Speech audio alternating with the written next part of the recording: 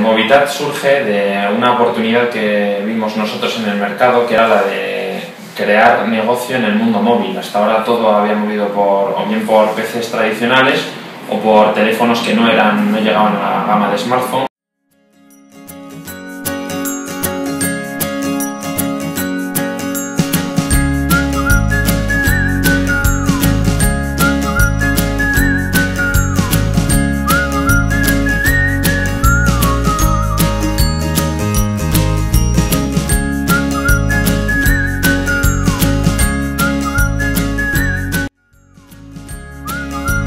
Y la verdad es que pues estamos metiéndonos en el mundo de las tecnologías móviles, desarrollando tanto aplicaciones móviles como aplicaciones web para móvil.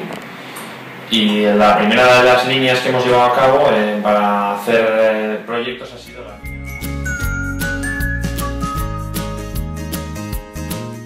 también al móvil.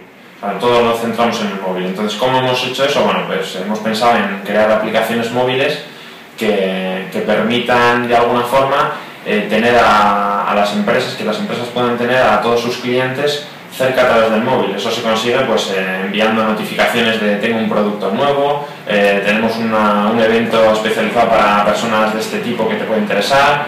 Y además de eso, pues intentamos también enfocar todo hacia la socialización de productos, que hemos llamado.